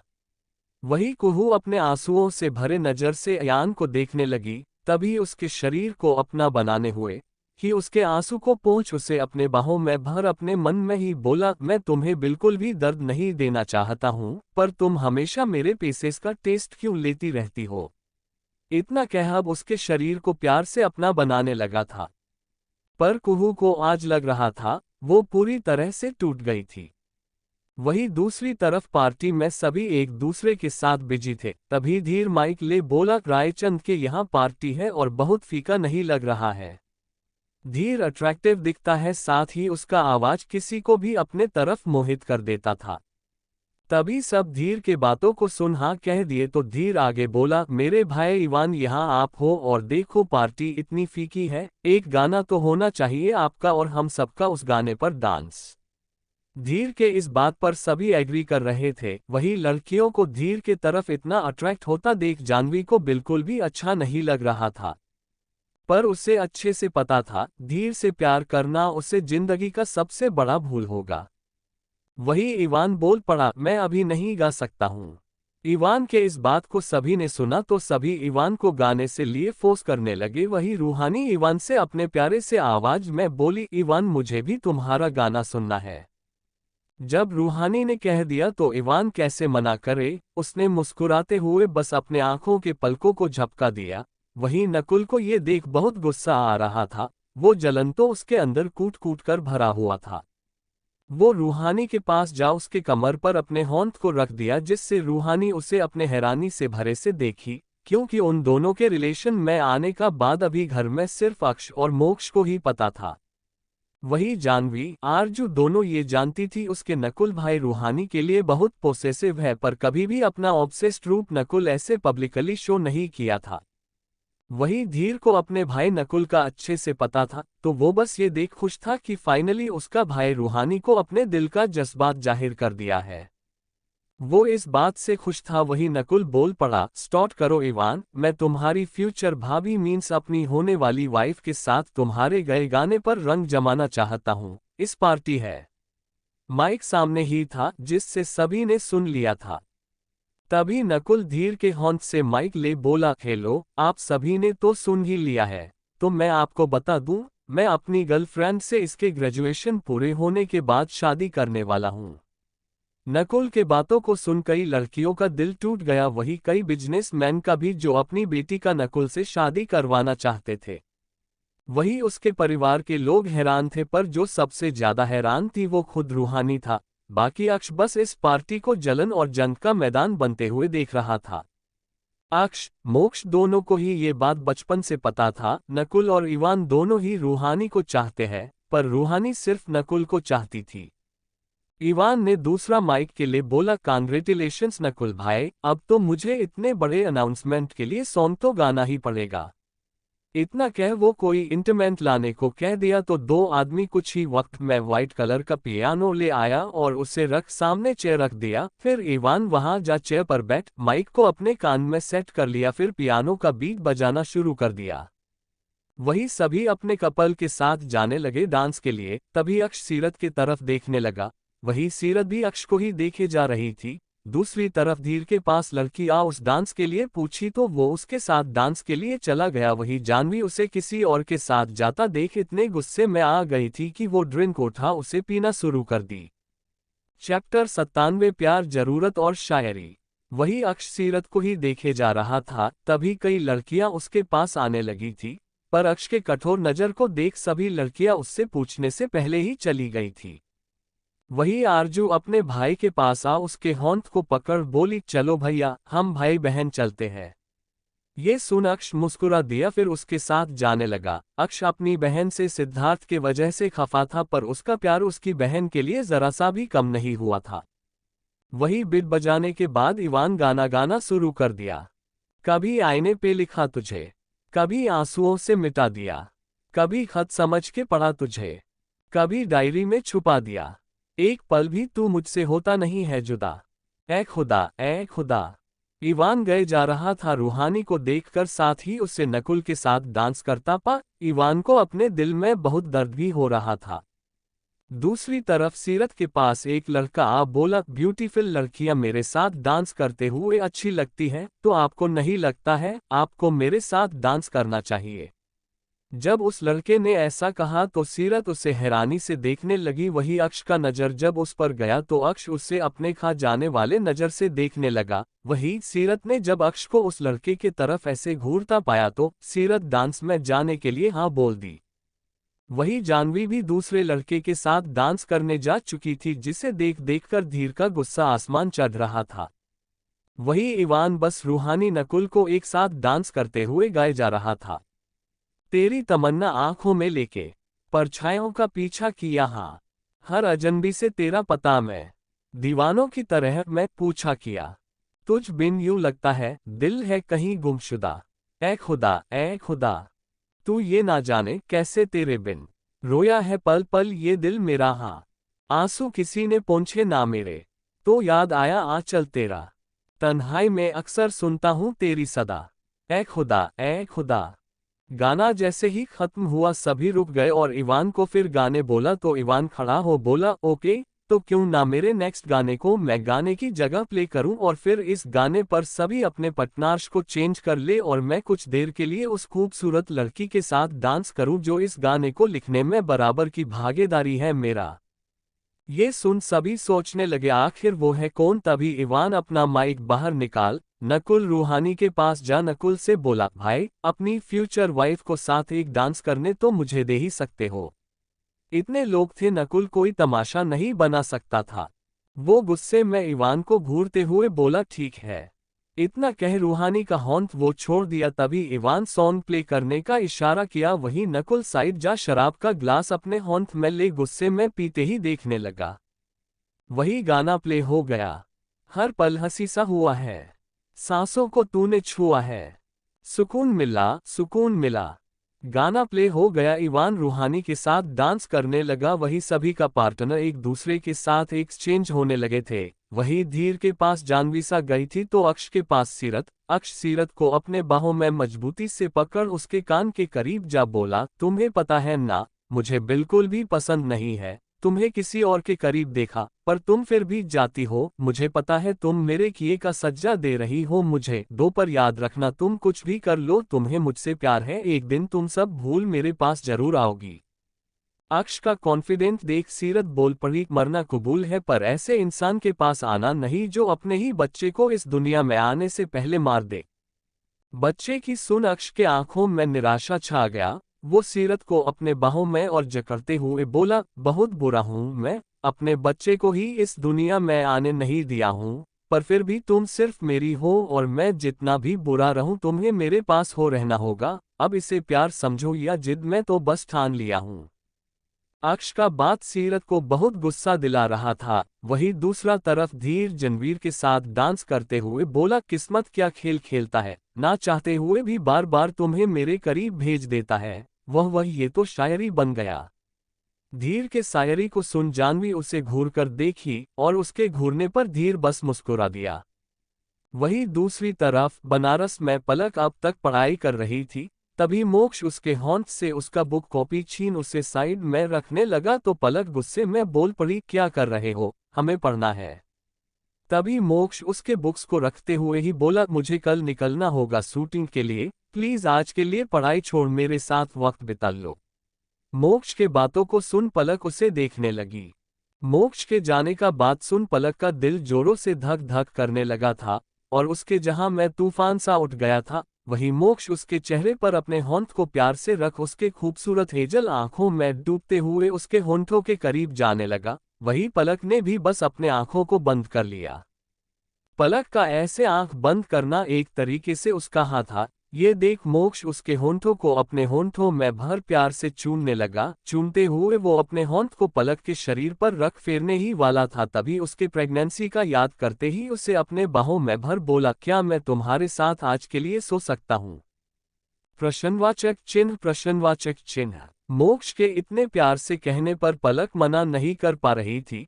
वो अपने प्यारे आवाज में बोल पड़ी, हाँ, पर इससे आगे वो कुछ कहती मोक्ष उससे दूर हो उसके होंठों पर अपने उंगली को रख बोला, पर वर कुछ नहीं, मैं बस आज के लिए हूँ, फिर मुझे नहीं पता मैं कभी तुम्हारे पास आ पाऊंगा। मोक्ष के बातों को सुन फिर पलक को अपने दिल में दर्द महसूस होने लगा था। उसने बस अपने पलकों को झपका दिया। तभी मोक्ष उसे अपने बाहों में ही भर लेट गया। फिर अपने होंठ आगे बढ़ा, लाइट ऑफ कर अपने अपने बाहों में भरकर ही आपके आंखों को बंद कर दिया। वही मोक्ष पलक को इतना धोखा दिया है पर आज भी उसके करीब आते हुए उसके दिल में खलबली और सुकून महसूस हो रहा था। धीरे धीरे वक्त बीतने लगा। दूसरी तरफ मुंबई में पार्टी अब खत्म होने को ही था तो सीरत न अयान को कॉल लगा था। दूसरे तरफ अयन का फोन जैसे हो बजा। अयान के बाहों में पड़ी कुहू को बंद आंखें हल्की खुल गई। वही अयान अपना फोन होंठ में ले सीरत का कॉल आता देख कॉल उठा, बोला, सीरत मैं आ रहा हूँ। चैप्टर 98 प्यार तकलीफ जबरदस्ती। वही सीरत ने भी कह दिया, हाँ भैया। ये शब्द सुन अयान के चेहरे पर गुस्सा भर पर अपने आप को शांत रख उसने बस कॉल कट कर दिया। फिर कुहू को खुद से दूर कर बेड से उठ अपने कपड़े पहनने लगा। वही कुहू के आंखों से पता नहीं कि आंसू निकल जा रहा था बस। वही अयान अपने कपड़े पहन कमरे से बाहर जाने लगा। दूसरी तरफ उसे जाता देख कुहू अपने आप में ही दर्द भरे आवाज में ही बोली, प्यार सीरत से फिर मेरे साथ क्यों किया आपने ऐसा अयान। इतना कह वो फुट फुट कर रोने लगी। वही दूसरी तरफ अयान बाहर निकल कार चलाते हुए ही खुद में बोला, मेरा प्यार जिंदगी भर सिरे ही रहे पर कुहू तुम मेरी जरूरत बन गई हो। अब तुम चाहे जितना मुझसे दूर जाना चाहो मैं तुम्हें खुद से दूर कभी नहीं जाने दूंगा। अब मुझे हर रात तुम्हें अपने करीब महसूस करना है। इतना कह वो कुहू के बताया वक्त याद करते हुए कार चलाए जा रहा था। कुछ वक्त बाद अयान पार्टी के पास पहुंच अपने कार को रोक फोन निकाल सीरत को कॉल करना लगा। वही पार्टी में अक्ष सीरत को ही बस देखे जा रहा था। जैसे ही सीरत का फोन बजा तो वो अपने फोन को पास से निकाल अपने फोन स्क्रीन पर अयान भाई का नाम देख वो अपने कान से फोन को लगा बोली, हाँ अयान भाई मैं आ रही हूँ। अक्ष ज्यादा दूर नहीं खड़ा था सीरत से। जब उसने अयान का नाम सीरत के मुंह से सुन तो अक्ष का चेहरा गुस्से में भर गया। वही सीरत अयन का कॉल कटकर आलिया को बाय बोल जाने लगी तो अक्ष भी उसके पीछे चल दिया। जैसे थोड़ा शांत जगह से सीरत गुजरने वाली थी तभी अक्ष अपने कदम तेज कर सीरत के होंठ को पकड़ उसे अपने साथ ले जाने लगा। तो सीरत आपके होंठ को छुड़ाने का कोशिश करने लगी पर उसका सारा कोशिश नाकामयाब रहा। वही दूसरी तरफ अयान का नजर गेट पर ही टिका था। वही अंदर अक्ष सीरत को अपने साथ साइड में ले जा उसे दीवार से टिका। अपने एक होंठ उसके कमर पर रख दूसरे होंठ को उसके चेहरे के पार रख उसके चेहरे पर अपने होंठ से डिक्टिवली फेरते हुए प्यार से बोला, काश मैं अपने नजरत को साइड रख अपने प्यार को समझ। तुम्हें प्यार करता तो आज तुम मेरी होती सिर्फ मेरी। अक्ष के बातों में सीरत को अपने लिए सिर्फ प्यार नजर आ रहा था और उसके आंखों में अपने किए का पछतावा। सीरत उसके पछतावे से भरे आंखों को देख सीरत बोली, पर कुछ गलतियों के बाद माफी नहीं मिलता अक्ष सर। सीरत के बातों को सुन अक्ष सीरत के बेहद करीब जा उसके होंठों को अपने अंगूठे से सहलाते हुए बोला, जान मुझे पता मेरा गलती माफी के लायक नहीं है पर फिर भी मैं तुम्हारी माफी पाने के लिए कुछ भी करूंगा पर तुम्हें खुद से दूर कभी जाने नहीं दूंगा। अक्ष के बातों और उसके छुवान को महसूस कर एक पल के लिए सीरत अक्ष में खो चुकी थी। वही उसके होंठों को छूते ही अक्ष भी बेकाबू सा हो गया था। वही दूसरी तरफ सीरत अब तक बाहर नहीं आई तो अयान अपने कार से बाहर निकल अंदर के तरफ जाने लगा। तभी उसे गर्दा रोक लिए तो अयान के पास ऑलरेडी इनविटेशन कार्ड था। अयन के लिए इनविटेशन कार्ड पाना मुश्किल नहीं था। वो जैसे ही कार्ड दिखाया तो गार्ड उसे अंदर जाने दे दिए। वही दूसरी तरफ अक्ष सीरत के नर्म होंठों को अपने होंठों से मिला उसे प्यार से चूमने लगा। ये पहली दफा था जब अक्ष उसे इतने प्यार से चूम रहा था। सीरत उसके इतने प्यार से चूमने पर बिल्कुल खो चुकी थी। वो अक्ष के प्यार को महसूस करते हुए अपने होंठ को उसके कंधे के पास ले जा उसके चूमने में उसका साथ देने लगी। तभी अयान सीरत को हर जगह ढूंढते हुए वहां आ सीरत को ऐसे अक्ष को चूमता हुआ देखा तो उसका आंख गुस्से में लाल हो गया। वो अपने ज्वाला से भरे नजरों से देख अपने कदम उस तरफ बढ़ाया ही था कि तभी सीरत उसे किस करना बंद कर उसके बाहों में समा बोली, क्यों किया आपने ऐसा, हमारे बच्चे का क्या गलती था। अक्ष सीरत को ऐसे अक्ष के बाहों में समा रोता देख अयान का बढ़ता कदम रुक गया। वही अक्ष उसे अपने बाहों में कसके थामे बोला, सीरत मुझे पता होता तुम प्रेग्नेंट हो तो तुम्हें लगता है मैं ऐसा कुछ करता। हाँ मुझे बहुत जल्दी गुस्सा आ जाता है, मैं अपने आपे से बाहर आ जाता हूँ, पर मुझे पता होता कि तुम प्रेग्नेंट हो तो मैं सच में ऐसा कुछ नहीं करता। तुम्हें पता है सीरत सभी बड़े के जाने के बाद मैं अकेला था अपने भाई बहनों को संभालने के लिए। मैं जाहिर नहीं करता पर मुझे बच्चों से बहुत प्यार है। अक्ष के बातों को सुन सीरत एक पल के लिए शांत हो गई। वही दोनों को ऐसे साथ देख अयान गुस्से में पीछे मुड़ पार्टी से जाने लगा और जाते हुए ही अपने मन में बोला, अक्ष तुम मेरी सीरत को मुझसे छीन नहीं सकते हो। भले सीरत मेरी ना हो सकते पर मैं तुम्हारा भी कभी नहीं होने दूंगा। इतना कह वो वहां से निकल गया। वही सीरत अक्ष को खुद से दूर कर बोली, अयान भाई मेरा वेट कर रहे होंगे। इतना कह वो जाने को थी तभी रेहान उसके होंठ को पकड़ अपने बाहों में फिर खींच लिया और बोल पड़ा, आज के लिए, बस आज के लिए, क्या हम दोनों पुराने बातों को भूल साथ नहीं रह सकते हैं? मैं वादा करता हूँ मैं तुम्हारे साथ कुछ नहीं करूँगा, बस मैं ये रात तुम्हारे साथ बिताना चाहता हूँ। अक्ष के बातों को सुन सीरत बोल पड़ी, आप हमेशा देर करते अक्ष, आज भी आपने देर कर दिया है। इतना कह अपने आप को अक्ष से छुड़ा वो बाहर जाने लगी, तब अक्ष भी उसके पीछे पीछे जाने लगा। दोनों बाहर आ गए तो सीरत ने देखा अयान भाई बाहर नहीं है, तो सीरत अपने फोन निकल अयान को कॉल कर दी। तभी कार चला रहा अयान अपने फोन को एक हाथ में पकड़ स्क्रीन पर सीरत का नाम देख कॉल कट कर मैसेज किया, खुद से घर चली जाओ, मुझे अचानक से कुछ काम याद आ गया है। जब सीरत को अयान का मैसेज आया तो सीरत मैसेज पर हैरान था। उसे पता था अयान जितना भी जरूरी काम में हो उसके लिए वो कभी बिजी नहीं हो सकता है। वही अक्ष ने भी पीछे से ये मैसेज पढ़ लिया था। मैसेज पढ़ने के बाद अक्ष उसका हाथ पकड़ उसे अपने कार के तरफ ले जाते हुए बोला, आज तुम्हारी देवी माँ भी चाहती है तुम मेरे साथ रहो। इतना कह अक्ष उसका हाथ पकड़ अपने साथ ले जाने लगा। वही सीरत जाने से मना कर रही थी, पर कहा सुनता है जो आज वो सुन ले। पर आज अक्ष सीरत के साथ जबरदस्ती बिल्कुल भी नहीं कर रहा था। सीरत को अपने साथ कार के पास ला बोला, सीरत बस आज के लिए मैं सच में तुम्हारे करीब आने का कोशिश नहीं करूंगा। अक्ष का ये बात सुन सीरत अक्ष के साथ जाने के लिए मान गई और कार के अंदर जा बैठ गई। वही अक्ष भी ड्राइवर से कार का चाबी ले ड्राइविंग सीट पर जा बैठ कार स्टार्ट कर दिया था। वही पार्टी अब खत्म होने को था। धीरे धीरे सभी मेहमान जा रहे थे। तभी नकुल, आरजू, जानवी, धीर तीनों के तरफ देख बोला, तुम तीनों एक साथ आ जाना। इतना कह रूहानी का हाथ पकड़ा और इवान को पूरा इग्नोर करते हुए रूहानी को अपने साथ ले जाने लगा। वही धीर सोचा था पार्टी के बाद वो जानवी को अपने साथ ले जाएगा, पर नकुल के ऑर्डर को कैसे उसका छोटा भाई इग्नोर कर सकता था। नकुल इतना कह रूहानी को तो अपने साथ ले जा रहा था, वही इवान उन दोनों को साथ जाता देख रहा था। तभी आरजू अपने इवान भाई का हाथ पकड़ बोली, क्या आप नहीं चलोगे हम लोग के साथ? आरजू का ये सवाल सुन इवान बोला, नहीं आरजू मुझे काम है।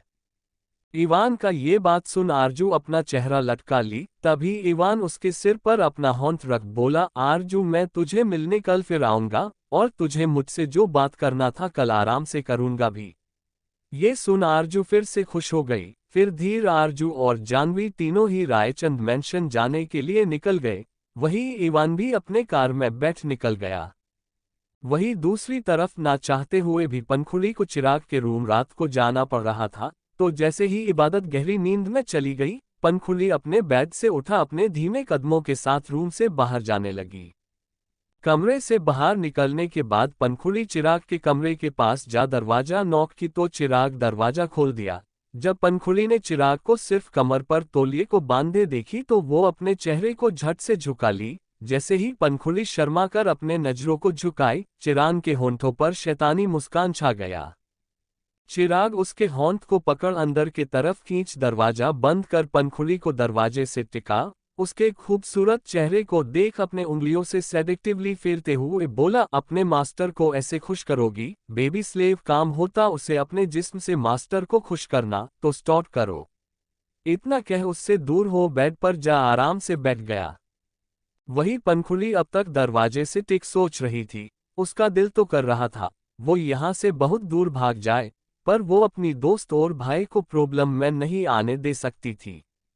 वो गहरी सांस भर अपने धीमे कदमों के साथ चिराग के पास गई तो चिराग उसे ऊपर से लेकर नीचे तक देखते हुए बोला, अपने कपड़े उतारो। चिराग का ऑर्डर सुन पंखुड़ी की आंखों में आंसू भर गया। साथ ही वो अब तक उसके ऑर्डर को फॉलो नहीं की थी तो चिराग अपने फोन को हाथ में ले बोला, कर दूं वायरल।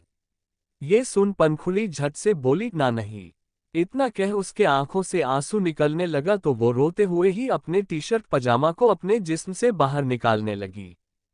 जैसे जैसे पंखुड़ी अपने जिस्म से टी शर्ट को ऊपर कर निकालते वक्त पंखुड़ी का गोरा जिस्म चोरन के आंखों के सामने आ रहा था। चिराग का हवस उसे देख बढ़ता जा रहा था। वही पंखुड़ी अपना टी शर्ट निकाल अपने होंठ को अपने सीने पर रख दी। तभी चिराग अपने कड़क आवाज में बोला, अपने पूरे कपड़े खोलो। ये सुन पंखुड़ी का रोना बढ़ गया, पर चिराग को उसके रोने से कोई फर्क नहीं पड़ रहा था। चैप्टर 99 जंगल में बना मेंशन। वही रोते हुए पंखुड़ी पजामा भी खोल दी, पर इसके आगे उसका हिम्मत नहीं हो रहा था। तभी चिराग जोर से चिल्लाया, मेरा टाइम वेस्ट मत करो नहीं तो मैं पोस्ट कर दूंगा।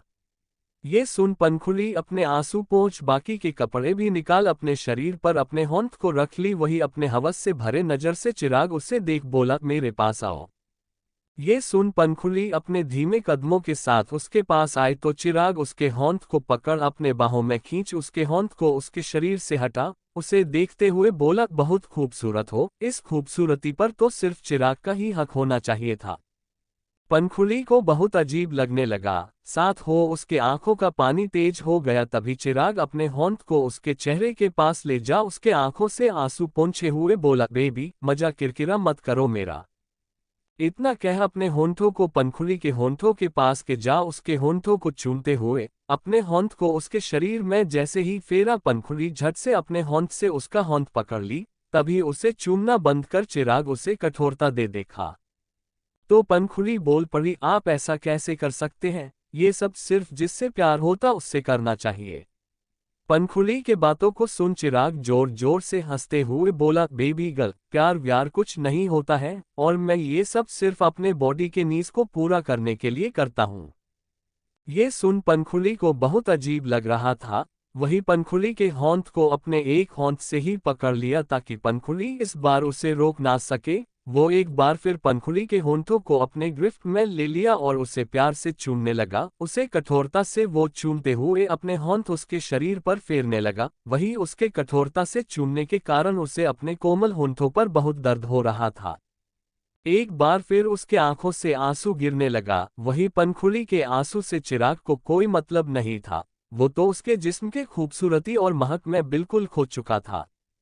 आज से पहले इतना चिराग किसी में नहीं खोया था जितना आज पंखुड़ी में वो खोता जा रहा था। वहीं दूसरी तरफ अक्ष सीरत को अपने साथ किसी जंगल के अंदर बड़े से मेंशन के पास जा अपने कार को रोक दिया। इतने डरावने जंगल में आलीशान मेंशन को देख सीरत डरते हुए पूछी, ये कैसा जगह है, क्यों लाए हो आप मुझे यहाँ?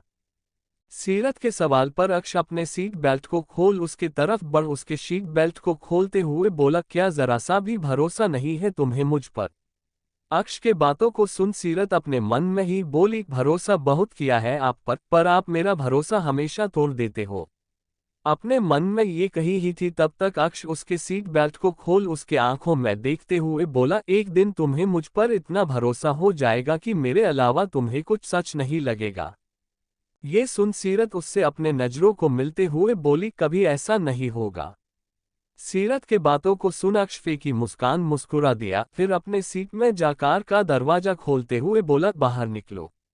इतना कह वो खुद कार से बाहर निकल गया। वही सीरत भी कार का दरवाजा खोल कार से बाहर निकल गई। तभी अक्ष उसके पास आ उसके होंठ को पकड़ अपने साथ ले आलीशान मेंशन के अंदर ले जाने लगा। जैसे ही दोनों अंदर आए तो अक्ष मेंशन को दिखाते हुए बोला, यहाँ मेरे डैड आया करते थे मुझे लेकर। इतना खा अक्ष के चेहरे पर उदासी छा गया। वही सीरत अक्ष के चेहरे को ही बस देखे जा रही थी।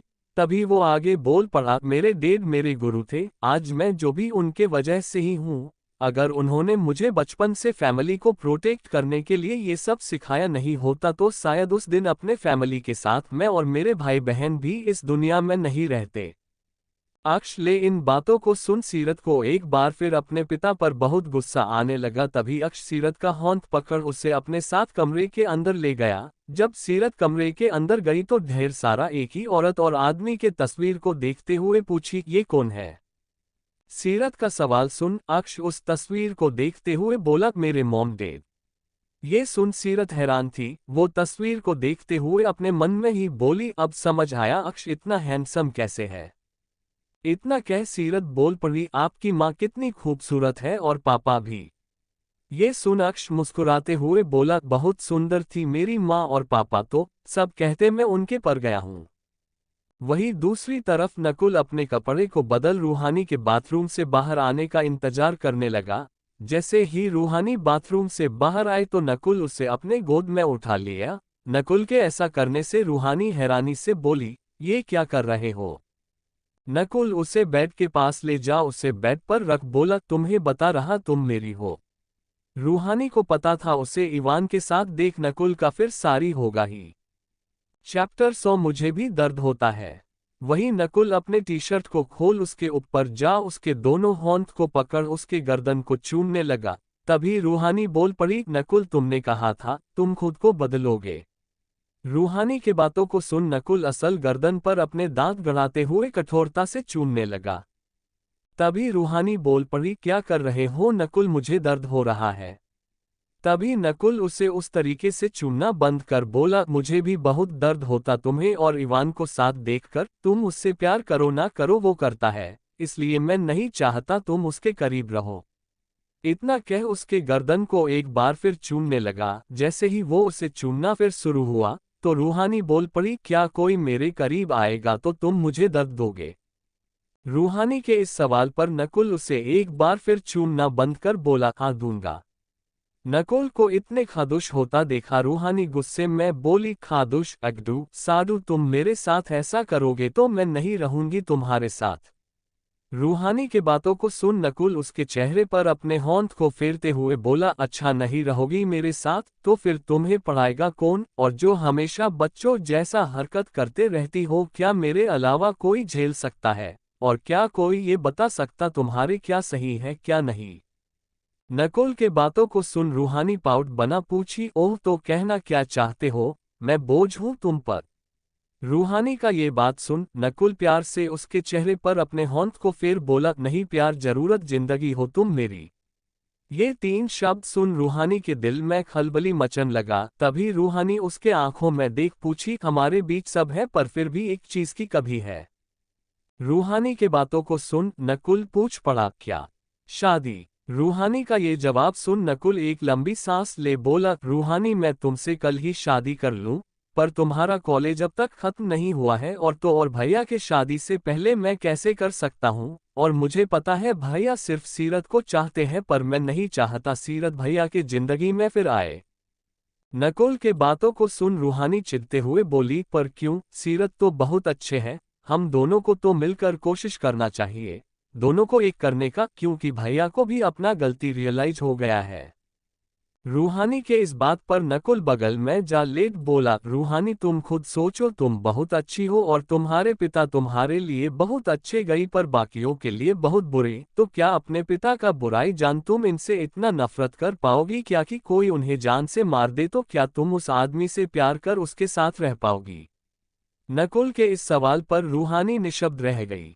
उसे समझ नहीं आ रहा था वो बोले तो बोले क्या। रूहानी को कोई जवाब ना देता पा नकुल थोड़ा उठ रूहानी के बेहद करीब हो उसके आंखों में देखते हुए बोला, जान तुम उस इंसान से प्यार कर सकती हो पर साथ नहीं रह पाओगी, क्योंकि कहो ना कहो ये बात तुम्हारे दिल को अंदर तक झंझोड़ कर रख देगा। पता है रूहानी, मुझे सीरत से कोई प्रॉब्लम नहीं है, वो बहुत अच्छी है, सभी के साथ अच्छा रहती, सभी के लिए अच्छा सोचती, पर जब बात प्यार और पिता पर आएगा ना तो वो लड़की चुन नहीं पाएगी, क्योंकि जितना मुझे पता है उसके डैड उसे बहुत प्यार करते हैं, इतना कि वो खुशी खुशी भाई के हाथों मरना कबूल कर दे, और आज भी सीरत अपने पिता को ठीक होते देखना चाहती है, भले वो नफरत ही क्यों ना करने लगी हो। नकुल के पूरे बात को सुन रूहानी नकुल के आंखों में झांकते हुए बोली, हमें प्यार उससे ही क्यों होता है जिसका प्यार मिलना मुश्किल हो जाता है। रूहानी के इस सवाल का जवाब नकुल के पास नहीं था, पर वो रूहानी के होंठों पर प्यार से चूम बोला, बाकियों का नहीं पता पर हमारा मिलना जरूर लिखा है। रूहानी को कई बार इस बदले के कारण नकुल को खोने का डर उसके मन में सताता रहता था।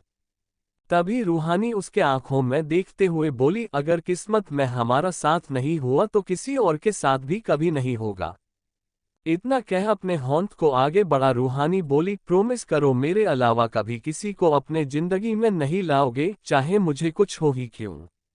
इससे आगे रूहानी कुछ कहती तभी नकुल उसके होंठों पर अपने उंगली को रख बोला, आगे एक और शब्द नहीं रूहानी, और मुझसे दूर होने को बात अपने जुबान पर दोबारा कभी मत लाना, जब तक मैं जिंदा हूं तुम्हें कुछ नहीं होगा और ना ही तुम्हारे अलावा कभी मेरे जिंदगी में कोई दूसरी लड़की आ सकती है। इतना कह नकुल रूहानी को अपने बाहों में समेट लिया। वही दूसरी तरफ अयान ने आज बहुत ड्रिंक कर लिया था। ड्रिंक करने के बाद वो कुहू के रूम का दरवाजा अपने पैर से जोरदार लेट मार खोला तो कुहू, जिसे दर्द से थोड़ा राहत मिला था तो वो गहरी नींद में गई ही थी कि तभी अयान के ऐसे करने से वो हड़कते हुए जाग और झट से उठकर बैठ गई, और जब अयान को ऐसे देखी तो उसके चेहरे पर डर छा गया। वही अयान नशे में धुत रूम के अंदर जा कुहू के पास गया तो डर के कारण कुहू के आंखों से आंसू गिरने लगा।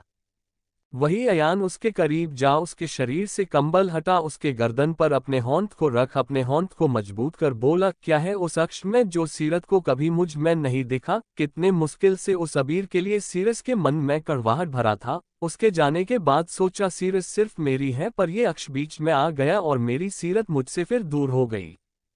कुहू उसके होंठ को अपने गले से हटाने का कोशिश किए जा रही थी, बस तभी कुहू के लाल होते चेहरे को देख अयान अपने होंठ को उसके गले से हटा, उसे अपने बाहों में भर बोला, सॉरी तुम्हें बहुत हॉट करता हूं ना, पर सिर्फ तुम मेरे पास रहती हो, मेरा सब कुछ सहती हो, पर तुम भी मेरे नहीं हो। इतना कह उसे खुद से दूर कर उसके गाल पर अपने उंगली को रख, अपने उंगलियों को मजबूत कर बोला, तुम्हें मैं किस करता, तुम्हें मैं छूता था, पर तुम हर महीने अलग बॉयफ्रेंड बनाती थी। अयन के इस बात को सुन कुहू की आंखों से आंसू गिरने लगा तो अयान अपने उंगलियों को कुहू के चेहरे पर ढीला करते हुए बोला, दर्द दिया ना, मुझे भी दर्द होता है रोज सीरत को खुद के करीब ना पाने का, और तुम्हें अपना बनाना के बाद भी अपना बनने का फीलिंग ना आने का। इतना कह अयान उसके शरीर पर अपने उंगली को फेरते हुए बोला, तुम मेरी हो और तुम्हारा सब कुछ मेरा है। सच कहूं तुम बहुत खूबसूरत हो। जब सीरत से प्यार हुआ था तो मुझे उसका मासूमियत पसंद आया था, पर तुम्हें देखा तो मुझे तुम्हारी खूबसूरती चाहिए था। अयन के बातों को सुन कुहू उससे पूछ पड़ी, क्या सिर्फ तुम्हें ये चेहरा ये जिस्म पसंद में नहीं? पता नहीं कुहू के दिल में क्या चल रहा था। उससे अयान से डर लगता, उसके हरकतों से गुस्सा आता, नफरत होता, पर फिर भी सीरत के लिए उसके दिल प्यार देख कुहू जलना नहीं चाहती, फिर भी जलन हो जाता। जब कुहू ने ये सवाल किया तो अयान उसके गर्दन पर अपने उंगलियों के निशान को बना देखा तो उसके गर्दन को प्यार से चूमने लगा, फिर प्यार से चूमते हुए ही कान के पास जा अपने सेडिक्टिव आवाज में बोला, तुम्हें क्या लगता है, क्या तुम कभी सीरत की जगह ले सकती हो? अयन हमेशा कुहू को सीरत से नीचे रखता, फिर भी कुहू के मन में सीरत के लिए कोई दुश्मनी का भाव पैदा नहीं होता था। अयन ने जब ये कहा तो वो कुछ नहीं कही, वही अयान उससे दूर हो अपने कोट को निकाल शर्ट के बटन को खोलने लगा, तभी अपने डर से भरे नजर से कुहू उसे देख अपने घबराए आवाज में बोली, का क्या करने वाले को आप? तभी अपने शर्ट के बटन को एक एक कर अयान खोलते हुए बोला, पहले तुम्हें किसका नशा चढ़ा, अब तुम्हारे जिस्म का? और सच बलून तो मैं बहुत सेठ हूं और आज बहुत नेशा करना चाहता हूं। अयन को बातें कुहू को बहुत डर रही थी। वही अपने शर्ट को खोल उसके शरीर के करीब जैसे ही गया कुहू बोल पड़ी, आपके पहले बार करने के बाद मैंने नहाया नहीं है, मैं अभी बहुत गंदी हूं। कुहू के बातों को सुन उसके शरीर पर अपने होंठ को फेरते हुए बोला, मैंने ही छुआ है तुम्हें, तो फिर तुम गंदी कैसे हो सकी हो? इतना कह वो उसके होंठों के करीब जा उसके होंठों को प्यार से चूमते हुए उसके खुले जिस्म पर अपने हाथों को फेरने लगा। वही अयान के ऐसा करने से कुहू अपने आंखों को बंद कर ली, तभी अयान उसे चूमते हुए ही बिल्कुल भी देरी ना कर इसके शरीर के अंदर प्रवेश करने लगा। वही दूसरी तरफ अक्ष सीरत को अपने गोद में उठा उसे ले जाने लगा तो सीरत पूछ पड़ी, कहाँ ले जा रहे हो अक्ष? सीरत के सवाल पर अक्ष प्यार से बोला, सोना नहीं है क्या तुम्हें? ये सुन सीरत मुस्कुराए हुए बहुत मासूमियत से पूछी, हम सोने जा रहे हैं। जब इतने प्यार और मासूमियत से सीरत बोली तो अक्ष उसके आंखों में देख बोला, अगर तुम कह दो कि सोने के अलावा हम कुछ और कर सकते हैं तो मैं वादा करना हूं इतना प्यार से तुम्हारे एक एक वक्त को अपना बनाऊंगा कि दोबारा कभी मुझसे दूर नहीं जा पाओगी। ये सुन सीरत का चेहरा टमाटर की तरह लाल हो चुका था। वो झट से बोल पड़ी, मुझे सोना है। ये सुन बस अक्ष मुस्कुराने लगा, पहली बार सीरत उसे मुस्कुराता हुआ देखी थी। अक्ष सीरत को उसे कमरे के अंदर ले गया, फिर बड़े से खूबसूरत कमरे के अंदर ले जाने के बाद वो किंग साइज बेड पर उसे रख प्यार से पूछा, क्या मैं तुम्हें एक बार किस कर सकता हूँ? अक्ष पहली बार कुछ करने से पहले पूछ रहा था।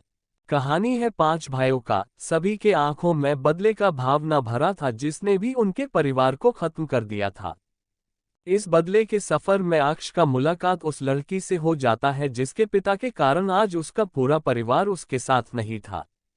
नकुल बचपन से ही जिस लड़की से प्यार करता था उसे अपने पास तो रखता था, पर उसे अपने प्यार का इजहार कभी नहीं कर पाता था। मोक्ष उसके लिए स्टेटस ही मैटर करता था, पर उसे ऐसी लड़की से प्यार हो जाता है जिसका कोई स्टेटस ही नहीं होता, जिस कारण वो कभी उस लड़की को नहीं अपनाता। इवान, वो जिस लड़की प्यार करता था वो उसके भाई को चाहती थी, जिस कारण वो अपने प्यार को जाहिर तो करना चाहता था पर कभी कर नहीं पाया था। धीर, उसे लड़कियों के दिल के साथ खेलना बहुत पसंद था, पर उसे नहीं पता था एक दिन उसे किसी से प्यार हो जाएगा और उस लड़की के नज़र में उसका सच्चा प्यार भी झूठा लगेगा। जब अक्ष को पता चलेगा जिस लड़की से उसका मुलाकात हुआ है वो उसके दुश्मन की बेटी है, तो क्या करेगा अक्ष उसके साथ? क्या नकुल अपने बचपन के प्यार को एक्सेप्ट करेगा? क्या मोक्ष अपने स्टेटस को भूल उस लड़की को अपनाएगा? क्या इवान को उसका सच्चा प्यार कभी मिलेगा? और क्या धीर के पास्ट को भूल वो लड़की उसे अपनाएगी? Thank you. आपको नोवेल कैसा लगा कमेंट करें। लाइक और शेयर करना न भूलें। नेक्स्ट पार्ट देखने के लिए चैनल को सब्सक्राइब करें।